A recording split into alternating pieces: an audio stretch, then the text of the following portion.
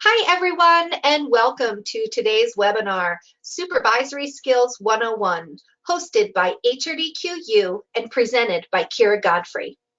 My name is Sarah, and I will moderate today's webinar. It will last about an hour. If you have any questions, go ahead and type them into the questions area on your GoToWebinar control panel, and then we'll either answer them as they come in, at the end of the session, depending on time, or after the session by email. Today's webinar content is from our self-assessment and workshop, Supervisory Skills Questionnaire. If you're interested in delivering this training within your organization, please contact HRDQ.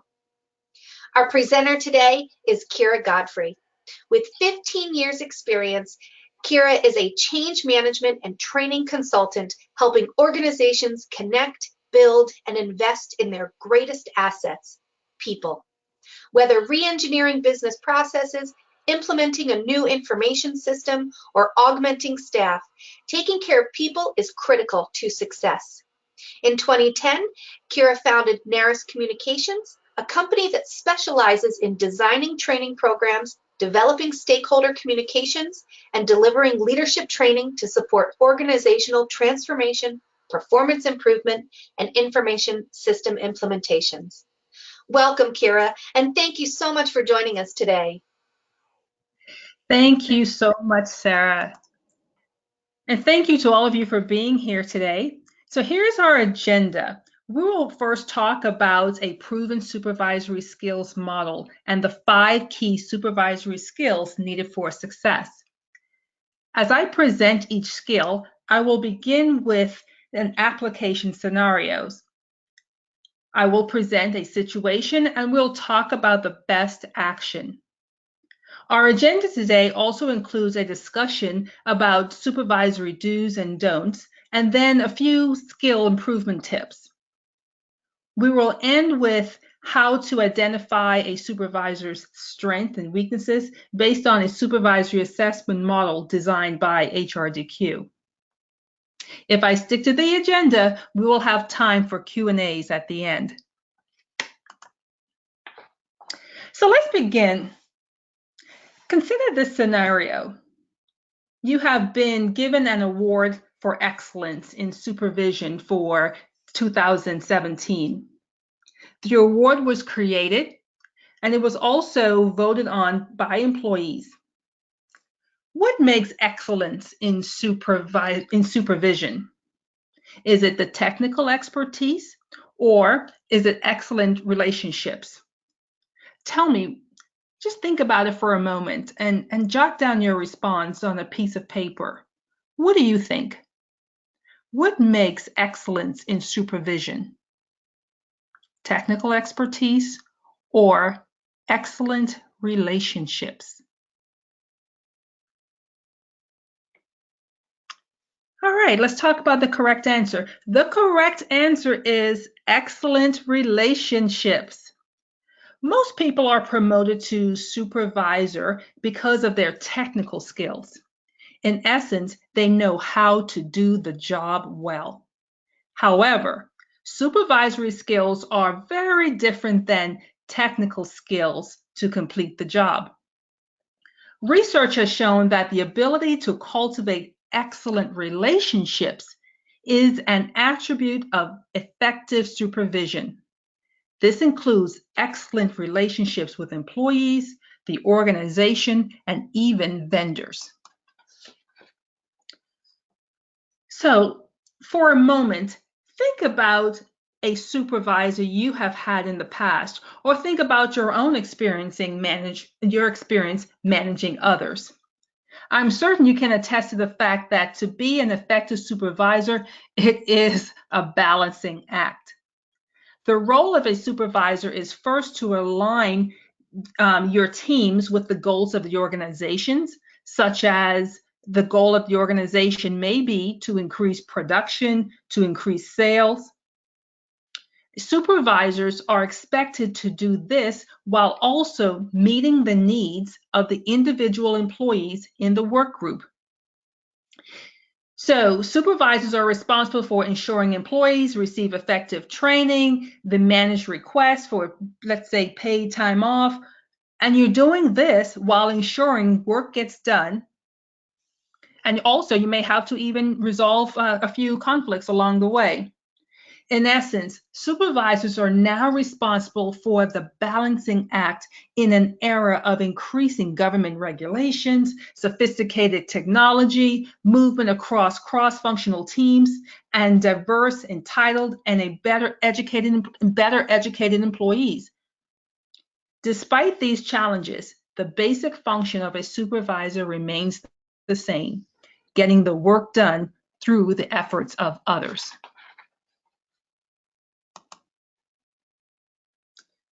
Making the transition to an effective supervisor requires a shifting of attitude and an increased ability to perceive the emotions of direct reports and to manage one's own emotions. Here is a supervisory skills model we will discuss over our time together today. Look carefully at this diagram. It tells a story about supervisors' need to balance or function as a link between the organization's management and the employees. The supervisor is accountable to management for completing the work according to expectations, and they are accountable for their own direct reports. In this model, you, as the supervisor, will use direction from the organization to perform your job. As the supervisor, you then, first, organize the work. Second, guide the work. Third, develop your direct reports. Fourth, manage performance formally and informally. And fifth, manage relationships with several teams outside of your own work group. These are the 5 essential supervisory skills that the more effective supervisors demonstrate in the workplace. So let's explore these a little more. So let's look at the first one, guiding the work. As a supervisor, your view of work must be broader than the view of your employees. Effective supervisors must be able to guide the work group towards organizational goals in such a way that employees know their needs are not being ignored or forsaken. So let's talk about this one a little bit more. So let's do this. I'm going to give you a scenario, and if you can just take a moment to think about it and then jot your answer down on your piece of paper that you have with you. So here's the scenario. A project your group received about 3 weeks ago seems stalled, even though your group knows it's important to your best customer. You decide to have a talk with your group about what the problem may be. How would you start the discussion? A, would you tell your group that you need to know what's going on with the project? Tell them that you will accept whatever changes they suggest. B, you will start by stating clearly that this project must be completed, then discuss their expectations for completion and yours. Or C, tell the group that the project is now a top priority and give them a completion date. Which one do you think is best to start the discussion?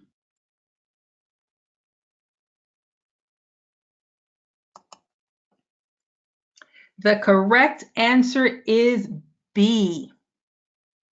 Start by stating clearly that this project must be completed, then discuss their expectations for completion and yours. Guiding the work involves taking the direction of the organization and translating it into actionable plans for the work group. Being an effective supervisor means understanding the bigger picture, which includes the goals of the organization, the direction from the business, and setting clear expectations as to how the work will be carried out. This is not always easy for supervisors, particularly new supervisors whose perspective has been focused more on the needs of the work group. Although it may be challenging at times, any direction a supervisor provides has to be supportive of the organization. This means fostering an environment in which employees and your teams are encouraged to collaborate and feel empowered to develop creative solutions to complex problems. So under guiding the work, let's talk a little bit about a few do's and don'ts. As a supervisor, you must understand the needs of your organization and then effectively create plans within your group to meet those needs. So here are a few examples. So as a supervisor, you must support your organization goals. Again, you are the liaison in between the business and your work group. Do get your employees involved in the planning process and gain the commitment to those action plans. And also act decisively. Employees' work depend on supervisors' decisions. Lagging or wavering could affect workflow, and it simply sets a poor example. So here are a few don'ts. Don't tell employees that you disagree with management positions. Again, you are the liaison between management and your work group. Consistently prepare detailed plans without consulting your employees. Again, this is a don't. Don't consistently do this. It should be a collaborative process. Also, don't fail to assign responsibility for tasks. So let's talk about a few improvement tips. Here are things you can do that will help you along the way as you guide the work. Make it clear to your work group that you support the organization and its goals. Also, balance asking for information and acting decisively. Also, you want to create specific and realistic plans. Plans are necessary to translate intentions into actions. Whatever strategy the supervisor decides, it must be clearly defined. So whatever you decide, make sure that it's clearly defined. Make sure that it's well understood by your employees and unmistakably communicated. Gain commitment by actively involving your work group. Without specific commitment to action plans, understanding the goals of the organization, it's pointless. It does no good. So make sure you gain commitment. All right, good job. Let's move on to organizing the work. The second supervisory skill involves assigning the right people to the right tasks and providing necessary resources to meet work goals. Shifting organizational priorities and business transformation necessitate almost consistent reorganization of work. With change comes opportunity and cost. As a supervisor with responsibilities to the organization, you must consider the impact to the bottom line of certain actions. The primary consideration in organizing or reorganizing the work is the effect on the organization. However, supervisors must keep the needs of his or her direct reports in mind as well. So here's another scenario that we'll talk about. So you have appointed one of your people as the leader of a project, but it is clear that another employee is really seen as the leader by the group. The project is progressing well, but it worries you that the leadership is not where you want it to be. What would you do? Would you A, make it clear to the group who the leader is and who you support? Don't tolerate other sources of leadership. B, appoint the leader who has the group's support as the formal project leader.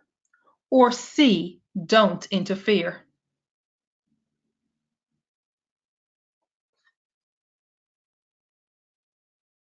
Go ahead and jot your answer. Yes, the correct answer is don't interfere. Supervisors are part of a hierarchy in their organizations. Working within that hierarchy is critical. But it's also critical, however, to have an awareness of the unspoken hierarchy known as the informal organization.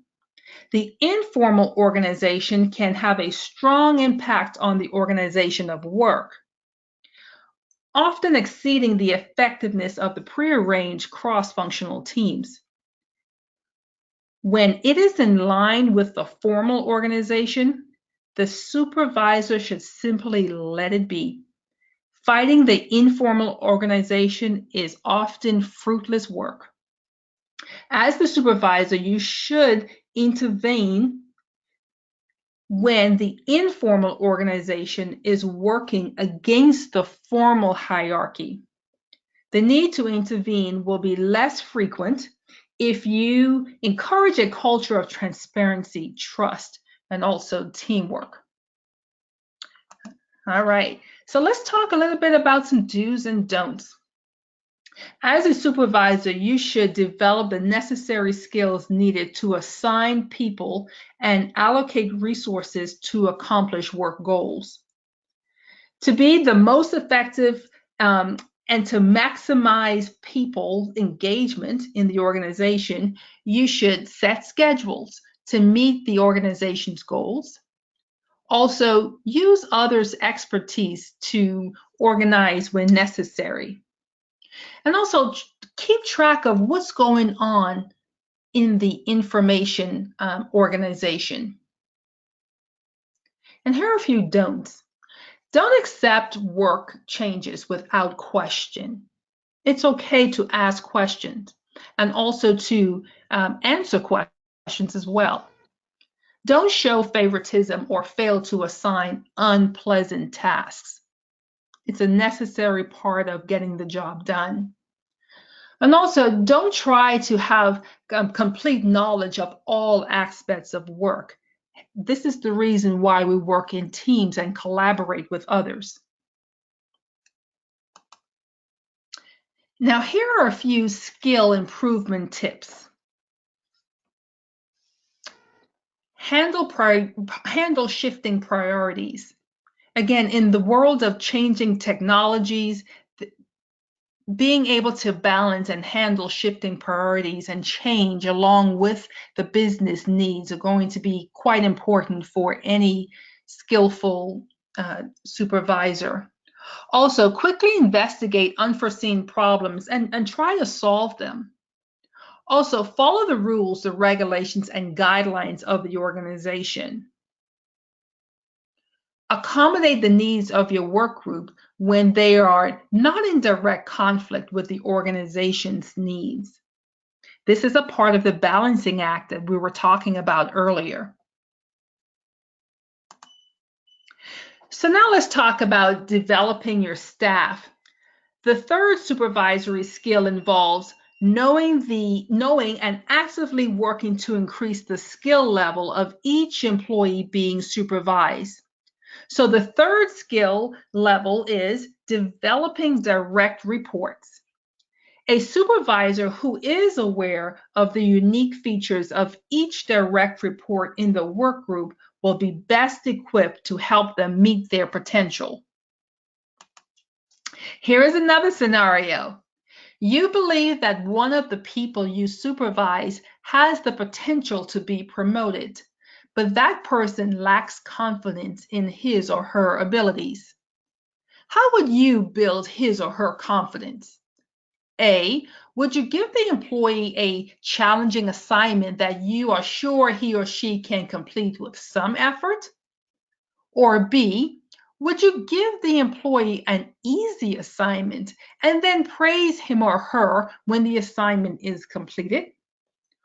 Or C, would you praise the employee publicly each time he or she completes a task or an assignment? So go ahead and jot your answer on your sheet of paper. What do you think? A, B, or C?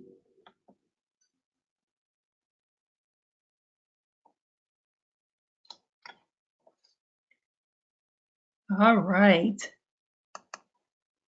The correct answer is A.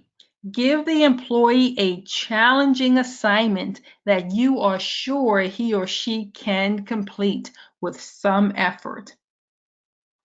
Investing in an employee's development takes commitment, trust, and a well-defined objective. Clearly established action plans and follow through by both the supervisor and the employee. Delegating work to employees creates more engagement and it builds the skill base of the organization. And also, it frees you to develop your own skills. Furthermore, if the assigned work is perceived as challenging and engaging and aligns with the employee's underlying interests, you can boost productivity and company morale, and it gives employees a greater sense of self-esteem and also completion.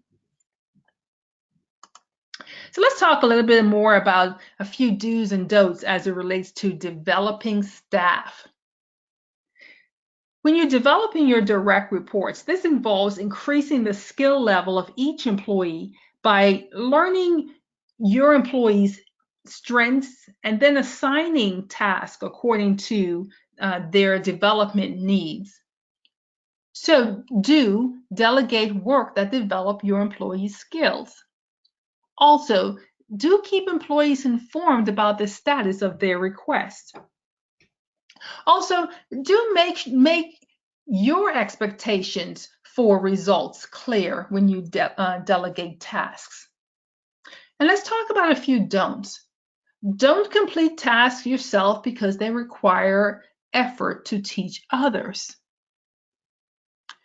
Don't treat employees as a group.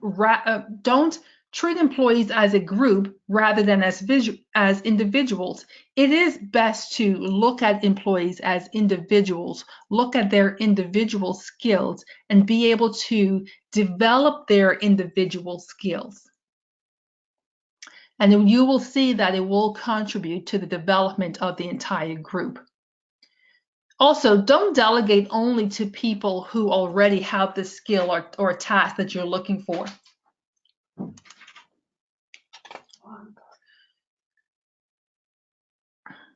So here's the skill improvement tips, a few skill improvement tips for you. Take the time to delegate. Also, delegate work that develops employee skills and does not require your formal authority. Provide clear expectations and follow up regularly. And another tip would be to set challenging and realistic goals for your work group. That's going to be important as they develop their skills. Let's move on to talking about managing performance. This is the fourth supervisory skill, and it involves moving the obstacles to better performance so employees can meet their own and the organization's objectives.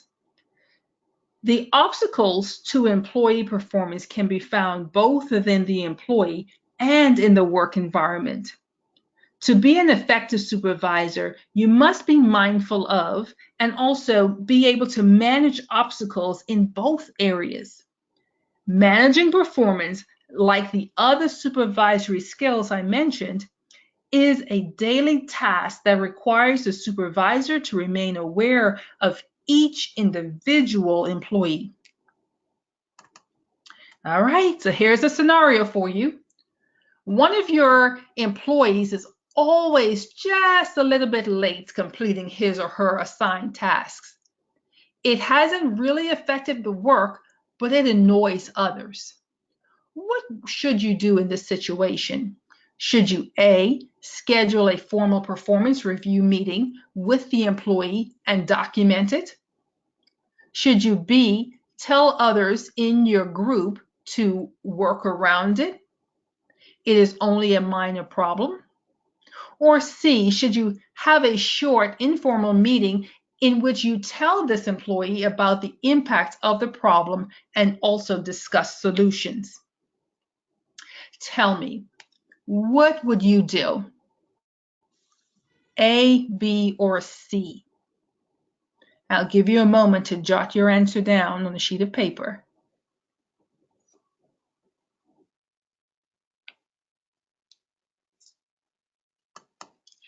The correct answer is C. Have a short informal meeting in which you tell this employee about the impact of the problem and discuss solutions. A part of managing performance involves the continual coaching of direct reports to achieve their potential and understand their career goals.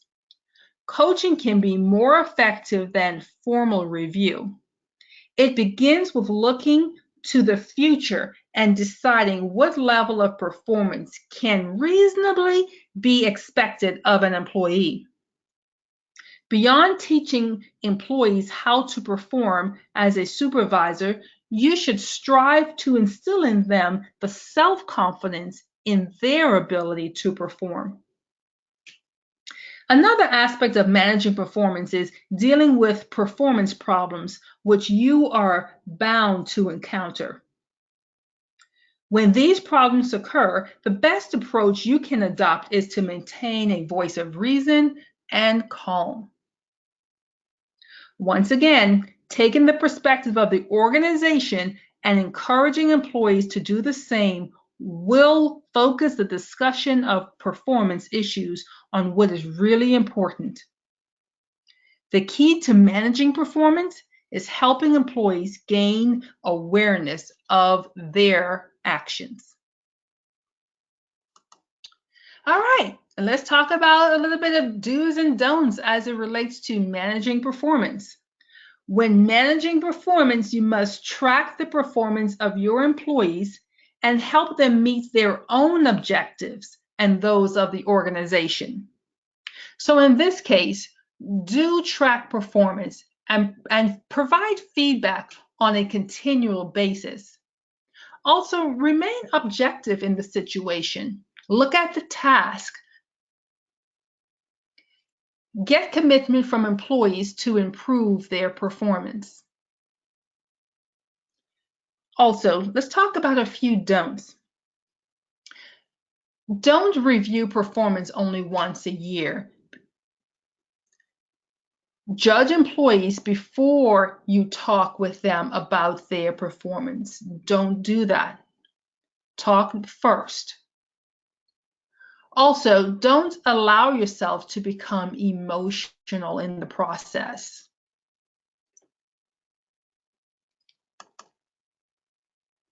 All right, we're moving along quite nicely. Let's talk about some skill improvement tips.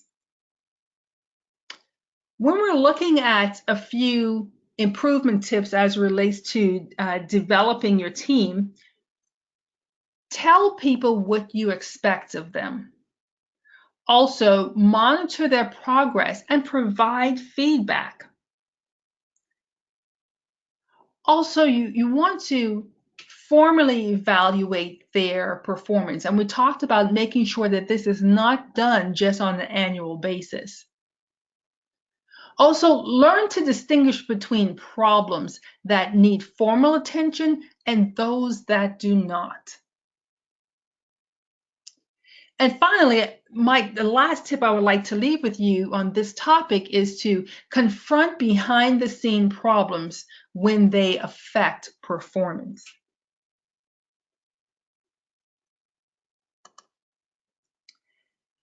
Okay, when we're moving along, let's talk a little bit about managing relationships. This is the 5th supervisory skill, and it involves developing and maintaining good relationships with other groups so that the supervisor's employees and the organization meet their goals.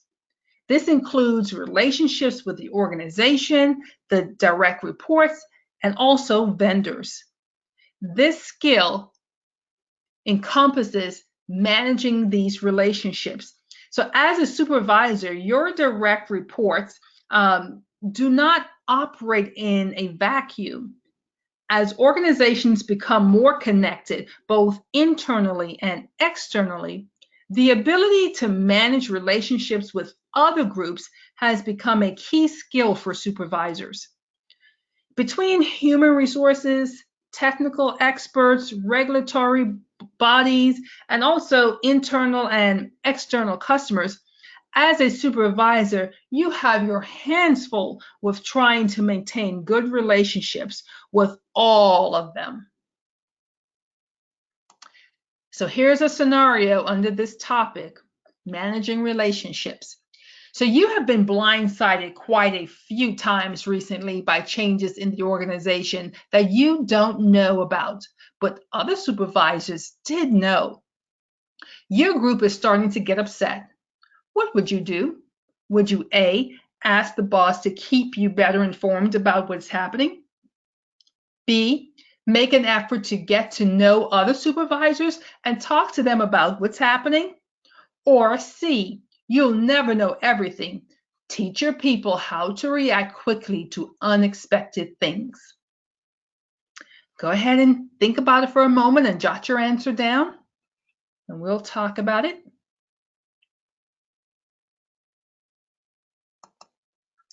Yes, the correct answer is make an effort to get to know other supervisors and talk to them about what's happening. This is going to be very important as you work through the skills of being an effective supervisor. Like other supervisory skills, as you're managing relationships, it should be guided by the goals of the organization.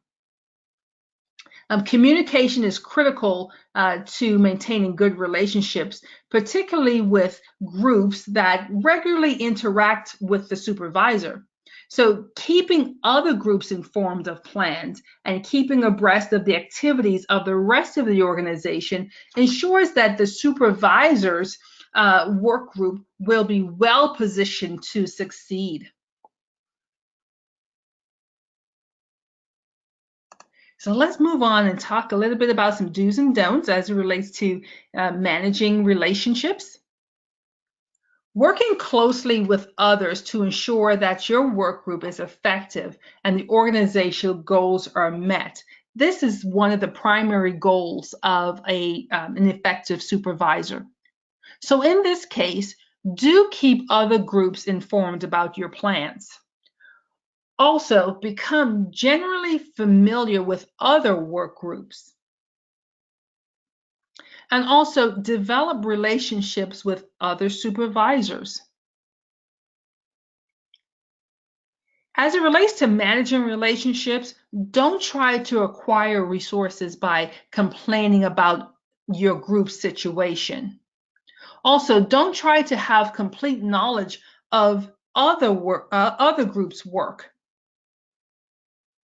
Also, don't turn down all requests for help that inconvenience your group. Realize that all work groups within the organization work together and collaborate to help the entire organization meet its business goals. Here are a few skill improvement tips for you as supervisors that will help you to manage relationships a little better. View other work groups as partners. Again, you're working for the same organization, helping the organization meet its business goals. Acquire resources by framing requests according to what is good for the organization rather than only your work group. Also, know how and when to ask for support from the other work groups. Responding to requests from other work groups helps in the goal to understand the organization and what are their objectives and goals moving forward.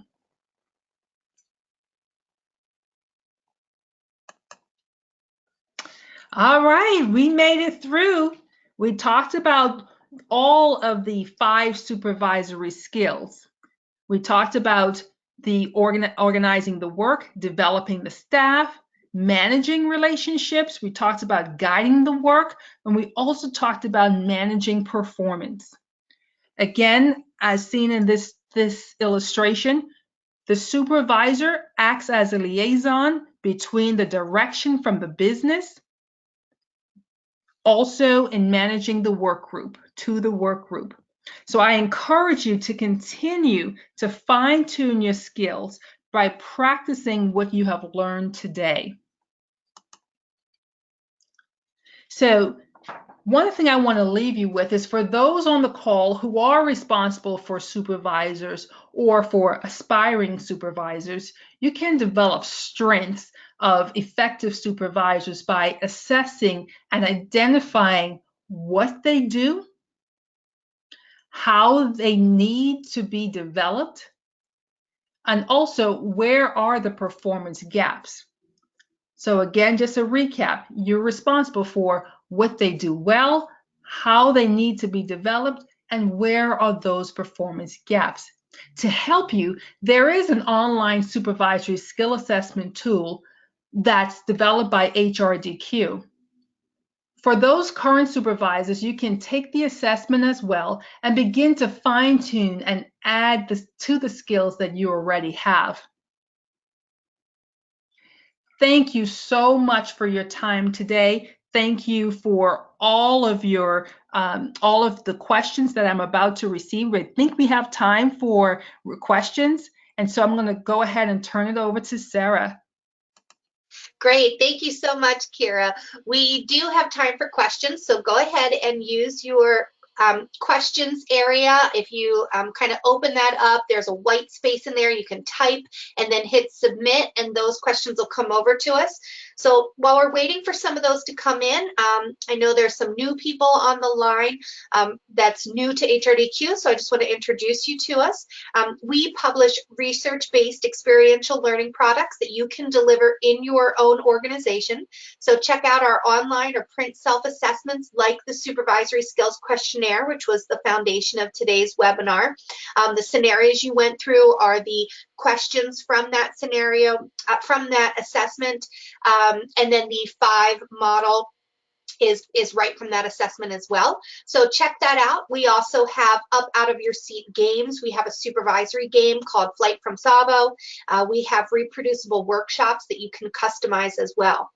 And if you do need help either learning a training program, or you would like one of our expert trainers to come on site and deliver the session for you, like Keera, definitely we have those services for you. So we look forward to being your soft skills training resource. Reach out, check us out, and we'll be happy to help you with your training needs. Okay, so I have some questions coming in. Let's start here. Our first question is from Bill, and he asks, how do you transition effectively from employee to supervisor? Oh, that's a very good question. When you're transitioning from the employee to supervisor, it's important to make sure that that change is clearly announced within the organization, that all your peers that were a part of the work group, that they understand that now you are a supervisor of the work group, and in some cases you may now be the supervisor to your former peers. So making sure that that transition is clearly announced, and also that you developed, that the new supervisor developed these skills. So I would definitely start off with the assessment, and then going into making sure that this training is actually done for all new supervisors. Great. We have another question here from Judy. That's talking about remote work. So she says, my staff work in different countries. What advice do you have for managing remotely? I would say that's a really good question. For managing remotely, Definitely make use of technology in the process. So if there's any online type of video conferencing, I enjoy video conferencing because sometimes it's very good to see a face as you're moving along in the process, but it does require for clear communication. So just as we were talking about and all of these steps, it requires clear communication. So this model, you will still use every step in this model, and actually even more, I would say, to make sure that that every step of the way that there's clear communication, that you maintain still clear lines and connection with your team, even though they are remote. So even more, I would say that all 5 of these steps become important, especially when you're dealing with a remote team. Good, and we have one more question here. It looks like that's come in today. This is from Chet, and he asks, what is the best technique for dealing with resistance to change in direction of the organization? Let's see, that's a good question. The best technique that I've seen, especially in my experience as a change management consultant and dealing with resistance, is to really have a clear a sense of why is this change occurring, being able to communicate that. Research has shown that the best people to communicate change to a team is the supervisor, is the manager. So as a supervisor, if you're organization is experiencing a high level of change, you are the best person to talk about that change to your work group or to your team. So therefore, that requires that you understand, why is this change occurring?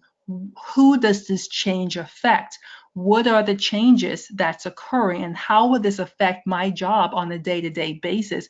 And being able to understand that, understand the vision for the change, and then being able to clearly communicate that to your team.